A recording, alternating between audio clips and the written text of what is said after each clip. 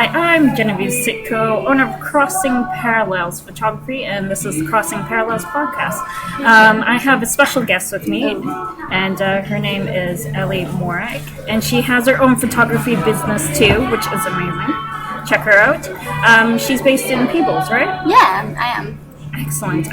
And let's share some stories. Let's have some laughs, hopefully. Let's go for it. Yeah. So we're both location photographers, aren't we? Do you have a studio? No, I don't. I've worked in a studio before, but I mainly do on location because I love working outside. Me too. I love natural light. I think it's so much better than studio light. I agree with that. I really hate using a flash. Yeah. I really do, unless you really need to, I guess, in a dark space. Although I don't, especially when I do gigs, I don't use a flash. I just take my camera and work off the lights that happen with the gig. It seems to work quite well. What's the best gig you've ever done so far?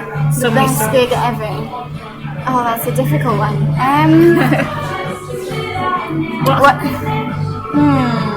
When I was living in London last year, I did a lot of gigs in small venues, and I did one that was just in this lovely venue, but all the bands that were playing were really, really good. You know how sometimes you get one band that's a bit... I don't know, all the bands were just really good. The acoustics were really good. The lighting was fantastic. It was for this band called Arthur in Colour, which is actually one of my friend's girlfriends, the lead singer for it. Ooh, connections. Yes, I know. Well, if you want to talk about connections, I could be really, really cheeky here. So I used to photograph this girl called Ruth Busey, who you should also check out. She's an amazing singer. Okay. Her boyfriend is in the band called Sons and Lovers, and Sons and Lovers are signed to the same record label as Ellie Goulding, and they went touring with Ellie Goulding. Yeah, well, there you go. It was all fancy. I have Connections. I've really got no connections. Sadness, no. Oh, okay. I met Billie Piper once, but that doesn't really count, does it? Yes. Yeah. Of course it does. My sister and I were bluffing because we were going to see her the play Treats, and that was horrible. It was one of her first plays, and my sister and I are Doctor Who nudes, so we thought, boy, the heck, we'd just go see Billie Piper. And so we showed up really early, and there was this theater club, and we started talking away, and they're like, fine, because you're here early, next time you'll have to pay. So we got badges, and we got to interview the cast and everything after, and it was amazing. And we're like, we didn't have to pay extra, bonus. That's amazing. Yeah. No way. Yeah. What's been your favourite thing to photograph? Please don't take this the wrong way, but I love children. No, I took pictures for Love Drama, which is a great thing for kids to do.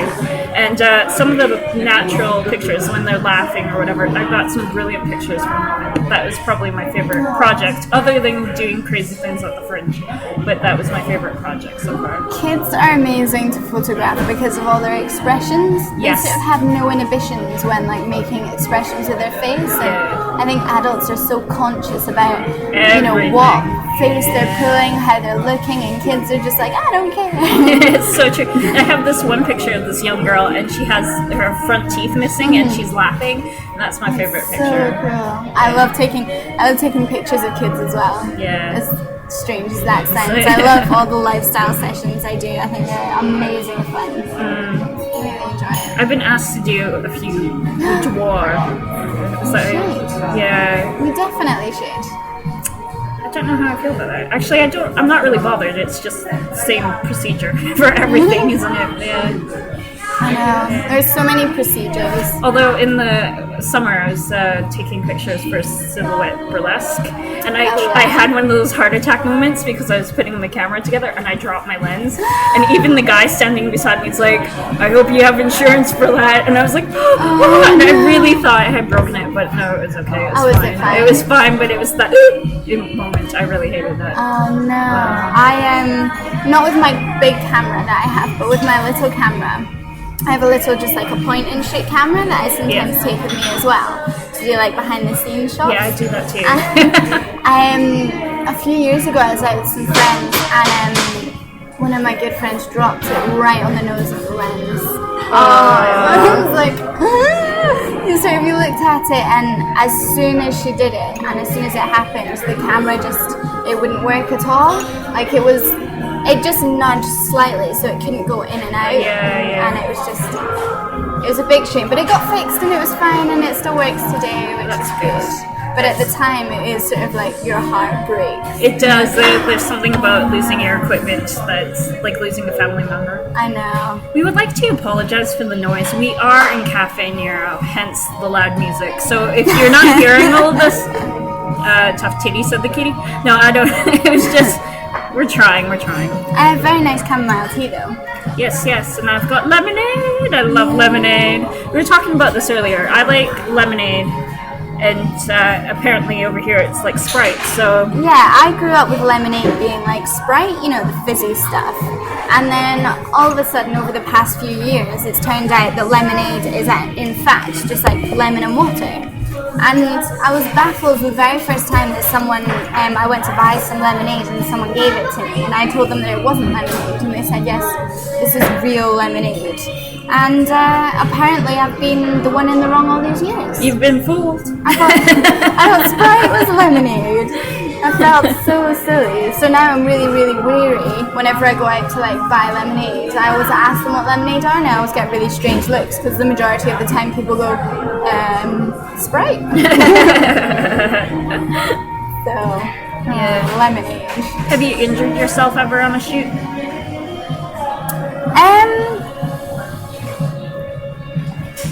No, I've got very cold and very wet on a lot of shoots though. Yeah. I did a shoot in Atlanta where we did the shoot in the actual river, and it was amazing. And you know, being from Scotland, I'm so used to the cold, and everyone in Atlanta, all these Americans were like, okay, so the river is going to be quite chilly when you go in and watch it. And it was lukewarm, and I was like, this is amazing, guys. What are you on about? And it was a good shoot, but that same shoot was where I lost my flip-flop. No. So I was just turning in the water, and the current was quite strong, and I was paying so much attention to not dropping my camera in the water. And then all of a sudden, I turned just too quickly and almost fell over and tried to rebalance, and my flip-flop came off. The model and I just sort of watched it, and he was... You've got a floater! He was just too sort of... No, I'm not going to get that at all. Don't even think I'm going to go and chase after that. So that was a bit of a sad moment, being that was the only pair of shoes I had with me that day. I have a thing where I trip a lot, and yeah, it's not good, because I'm always afraid I'm going to fall on my lens. That is not good. No. I'm back to the broken lens. I know, really. Accident prone? Mm-hmm. Do you have insurance? I do, of course, I do. I think I need to renew my insurance pretty soon, actually. Oh, life. Insurance, paperwork, there's so much of it. I hate how people don't think we're real business. Yeah, that's a shame, because I think I work just as hard as people who do a 9 to 5 job, only I end up doing a 24-hour job. Exactly. We don't have set hours, and we just have more paperwork than more people. Like other people, that's all. Yeah, I have to make my own money. I think this is one of the things. I had a conversation with one of my clients, because she was like, you charge too much for your sessions. And I charge, my Christmas sessions are £100 for an hour. Okay. And she was like, you charge too much. How do people afford that? And I'm like, well, I am very good at what I do. I believe in myself, and all my clients are happy to pay. The reason being is that, okay, so you see it being £100 for an hour, but I then go home and edit for 4 or 5 hours. Yep. And then, so that's the hour I did the shoot. Say 5 hours to edit, that's 6 hours. Yep. So divide 100 by 6, not quite the same as getting 100 quid every hour. And then, of course, you've got tax. Yeah, see, I totally understand that. Someone was asking me if I'd film something, and I said no. And they're like, but it would only take like an hour to film. I'm like, you don't understand the process. You film it, but for every hour of film, it takes 16 hours of editing to upload and make sure it works. And it's just a nightmare, and I don't want to do it. You have to go through all the photos you take. And no one ever wants to pay. No. They just want it for free. Which is a shame because you work really hard, and especially when you're setting up your own shoots as well. Yeah. And I often try, especially with editorial stuff, I try and get models, and a lot of them are happy to do trade for prints, but you do get some that will only do it paid, especially the experienced ones. And, you know, they've got to travel, you've got to travel, and like, I was explaining to a client once why I charged so much, and then once I explained where all the money was going for how much time was spent, then she understood. I still didn't get much business from her. Sometimes I'll make a deal with like a model or a client or someone that I'll just charge per picture instead of like a whole hour, because I might only need them for 15 minutes. Well, yeah, that's the same. I mean, definitely if I do sessions and I have a fantastic, like, 15-20 minutes, then, I'll talk to my client and say, okay, not the full 100. I also offer, like, mini sessions, so people only book me for, like, half an hour. But then again, that can reverse, especially if you're working with kids and you've only booked half an hour and they need 2 hours. But, you know, we need to get paid at the end of the day. I need to buy food. I need to live. I need to buy I do not want to be on benefits for the rest of my life, kind of thing. Yeah. Yeah. Exactly. I want to be awesome when I grow up. You are awesome. You are awesome. Thanks. How do you get clients? I advertise, I network, I talk to people. I'm actually wearing a shirt now that says, I shoot people. So with my web address on it. So it's word of mouth, really. It's hard to get out there. It is, definitely. A bit of banging and crashing going on. Yeah. It's just my ego smashing the floor. No. But I think definitely it's just word of mouth. It's just getting yourself out there and working with different people and different companies. And how long have you been doing photography? 2 years. It's not bad. 2 years professionally.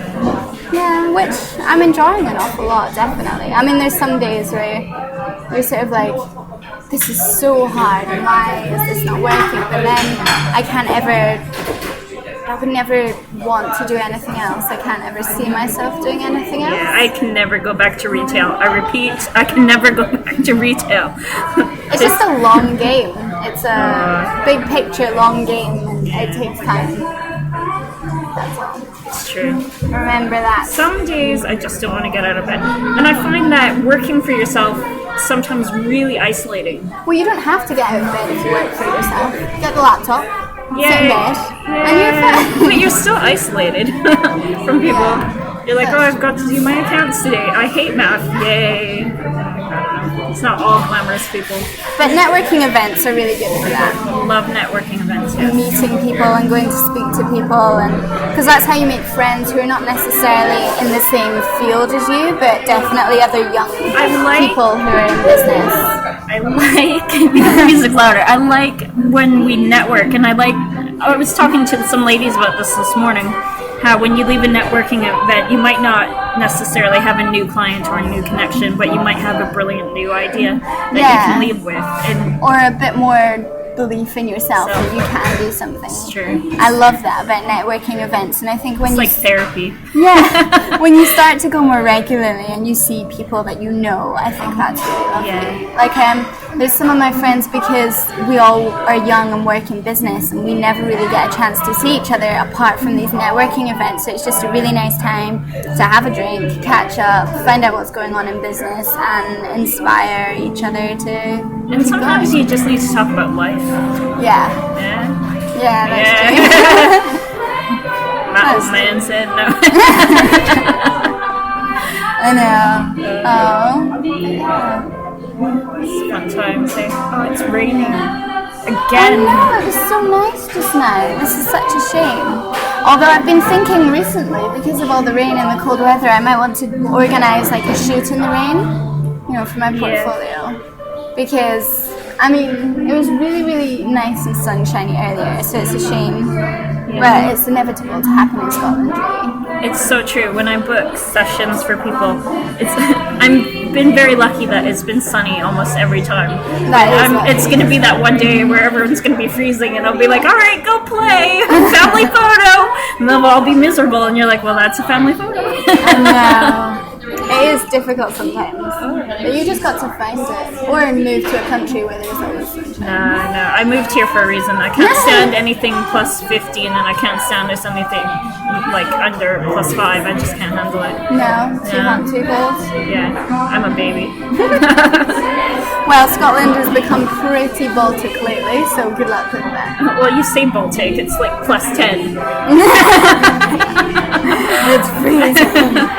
I like California weather, Southern California to be specific. So I spent my summers for 3 years was in Southern California. It was gorgeous. It was like 90 been to degrees every day. California since I was 8. We went on a Disneyland trip. Oh, and that was the trip. My family were like, they were going to be amazing and show us all the big things. But my sister is too young and doesn't really remember much. And they took us to the Grand Canyon, and it was August. And of course it's rainy season, so the clouds had settled into the canyon, and I was like, I don't get it, you're showing us a field. My dad's like, no, it's like the biggest canyon in the world. And I was like, I don't see anything. So they had to take us the next day. I was like, oh, I see. Yeah. I just thought it was a field. I've been to the Grand Canyon. It's pretty spectacular. I walked 5 miles down it before we ran out of water. And you see all these signs that are like, make sure you have enough water. People die down here. It's like comforting, yeah. But it was lovely. But I miss California a little bit, definitely. Miss San Diego. I wish I could travel more. Ooh. I love it. Fun fact, I've never been to Disneyland. I like it. Well, Never, ever. I was 8 at the time. It was fantastic. We were never like, I didn't watch that much TV growing up, so I mean, like Lion King was my favorite Disney film. Okay. Yeah, watched that over and over again. Watched a few others. That just means she's younger than me. You don't. Well. Because growing up, our movie was Little Mermaid. Yeah. Because that came out and everyone was Ariel. Yeah. Oh yeah. Oh well. But yeah, no, never been to Disneyland.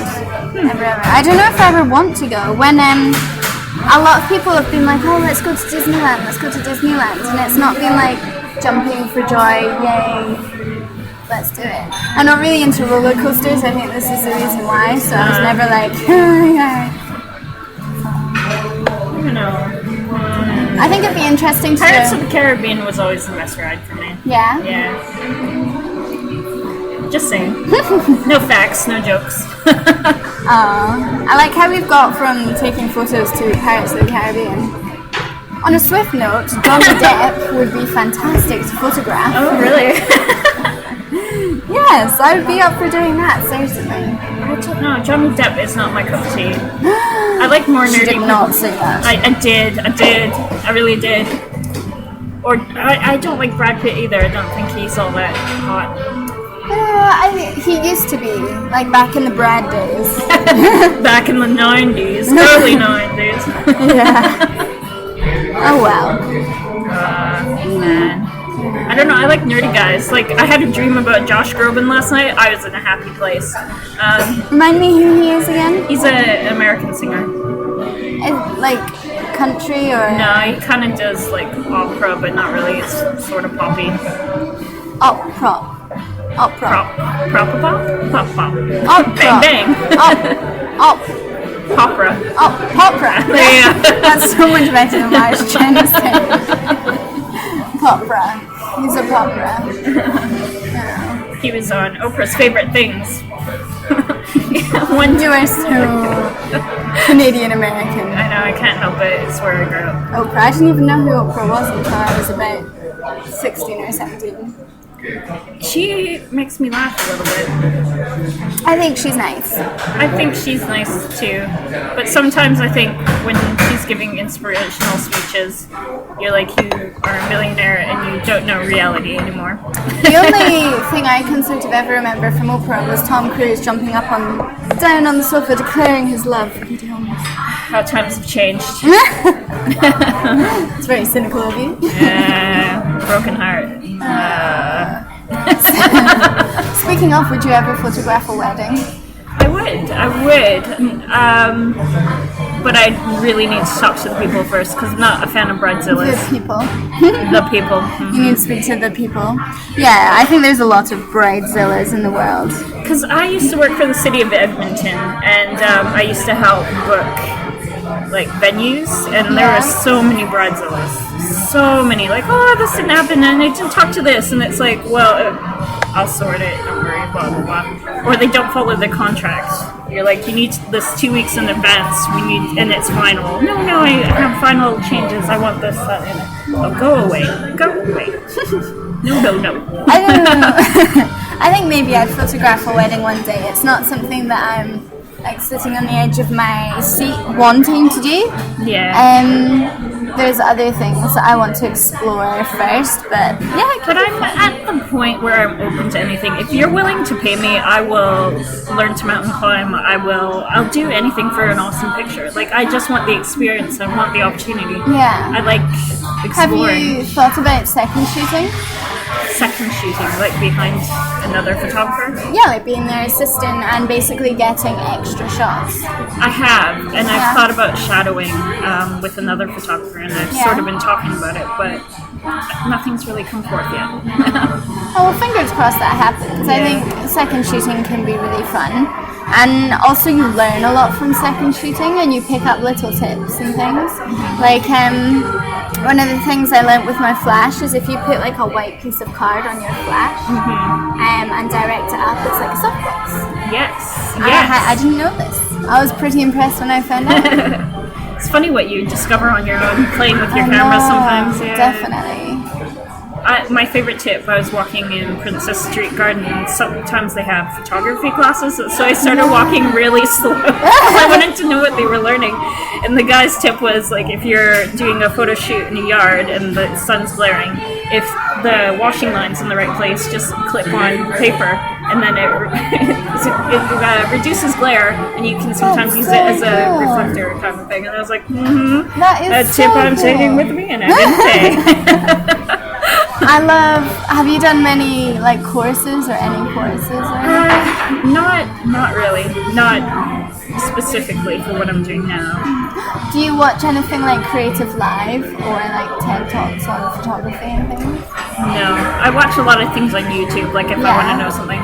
The best tip I have ever learned or was ever told was when you take pictures, make sure you line it up and do it right the first time so you don't have to crop. Yeah. And so I was like, that's the greatest tip, because cropping, you lose definition, you lose all that kind of stuff. So. Definitely. Yeah. And I think one of the... I've lost my train of thought. Choo-choo! Oh dear. I think one of the best things for me, inspiration-wise, is Pinterest. Really? Yeah. I never use it. You should go on Pinterest, even just because I get so many shoot ideas, so many like just different ideas from Pinterest as well, to see what like other photographers have done, and maybe if it's something I want to try out, or just like photos that you see that you want to create, or it just starts a chain of thought in your head. You're like, oh, this looks cool. Oh, but what if you did this? What if you did that? Yeah. I think Pinterest, definitely. Pinterest.com. Go check it out. We're not plugging anything here. Just out of curiosity, no. Not at all. But it's just Do you one use of my Twitter at favorites. all? Because I've been using Twitter, and I've got some weird and interesting people and conversations I've had. At Twitter all the time. I'm really, really bad for it. I have push notifications on Twitter as well. So I'm on Twitter loads because it's really, really good to speak to other photographers. And actually, I'm at C Parallels. Oh. And you are at? I am at Ellie Morag. There you go. Now you can tweet us and come and follow us on Twitter, pretty please. I'm really nice. She's nice. I'm definitely iffy sometimes. Oh, well, I mean, I think Twitter's great for meeting people because here is a story. So the photographer, I met a photographer in Atlanta. Anyway, I was working in New York summer of 2011, and I was going to Atlanta to visit a friend who was at Georgia Tech. And I'd been speaking to this photographer on Twitter for a few months, and I said to him, I'm in Atlanta, is there any chance we can meet up for lunch just to give you some tips? Or just so you can give me some tips and tricks, or, give me some advice about photography. And I met up with him, and he offered me an internship. Wow. I know, it's amazing. It's amazing what happens when you leave your house. I know. A little bit of effort and some chat, eh? I know. And like going back to what we were saying about networking before, it's just you never know who you're going to meet or what's going to happen. So just always take advantage of every networking situation you're in. Exactly. I wouldn't have met her. We wouldn't be having this podcast. Exactly. This brilliant podcast, which I have enjoyed so much. So thank you. You're welcome. Yeah. We've chatted, and I don't think we've had many pauses, which is even a better bonus. And you're not an awkward guest at all. Because sometimes you'll ask a question, you're like, this is totally getting scrapped, but thank you for coming. I'm gonna ask it anyway. So, if people were going on the internet to find you, where would they go? You can find me at various places. You can find me on my website, which is just elliemorag.com. Or you could follow me on Twitter, like we just said, which is at elliemorag. Or you could go find me on Facebook, which is... Where I found her. Where she found me. Which is just facebook.com/elliemorag. Brilliant. And of course, I'm at Crossing Parallels Photography on Facebook. I'm at C Parallels on Twitter, and my website is www.crossingparallels.co.uk. Thank you for coming out on this lovely day. Anytime. Thank you so much. Bye. Bye.